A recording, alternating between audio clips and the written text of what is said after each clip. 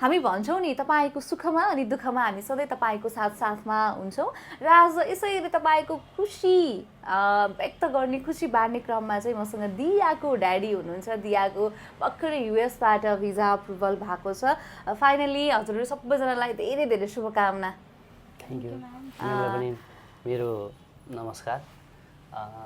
केआइसीमा सर्वप्रथम म केआइसीलाई धन्यवाद भन्न चाहन्छु होइन। आज आएर हामीले भिजा जुन सक्सेस छ यसको मेन चाहिँ केआइसीलाई नै जान्छ होइन। विद्यार्थी पढ्ने राम्रो पढ्ने मान्छे त सबै नै जाने पढ्ने राम्रै भनेरै जान्छन् होइन। तर पनि गाइडलाइन यदि सही भएन भने सक्सेसमा पुगिँदैन जस्तो लाग्यो। अब केआइसीसँग मेरो पहिलेदेखिकै सम्बन्ध हो होइन। मैले अरू मेरा चाहिँ आउने भाइ बहिनीहरूलाई पनि मैले केआइसी नै जानु भनेर 2-4जनालाई मैले पठाइरहेको पनि छु।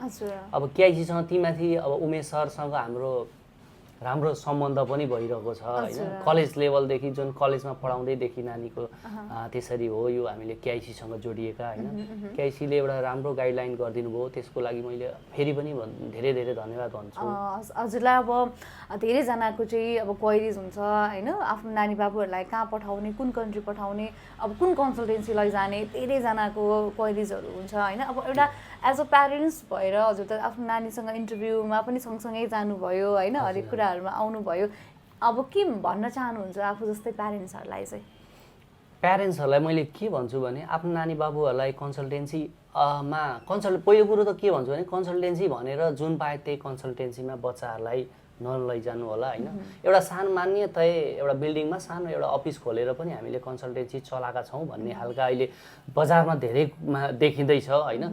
विद्यार्थी आफ्नो बच्चाहरूलाई कुन कन्सल्टेन्सीले चाहिँ भोलिका दिनमा आफ्नो भविष्यलाई चाहिँ ग्रान्ड बनाउन सक्छ त्यो चुज गर्नु अति आवश्यक हो। प्यारेन्ट्सहरू सँगसँगै बच्चा सँगसँगै जाँदा प्यारेन्ट्सहरू पनि गइदिनु होला होइन। किनभने बच्चाले अरू कुरो पढाइको कुरो त बुझ्छ तर आर्थिक पाटोदेखि लिएर त्यसमा चाहिने डकुमेन्टहरू चाहिँ बुझ्ने भनेको प्यारेन्ट्सले हो होइन। त्यसैले अरू म के भन्छु भने जति पनि विद्यार्थीहरू जुन आउने मनस्थिति गरिरहनु भएको छ, आउन खोज्नु भएको छ, उहाँहरूलाई चाहिँ केआइसीमा आउनु होला। इटेरी केआइसीले तपाईँहरूको भविष्य उज्जवल बनाउनलाई भरपुर मद्दत गर्नुहुन्छ होइन।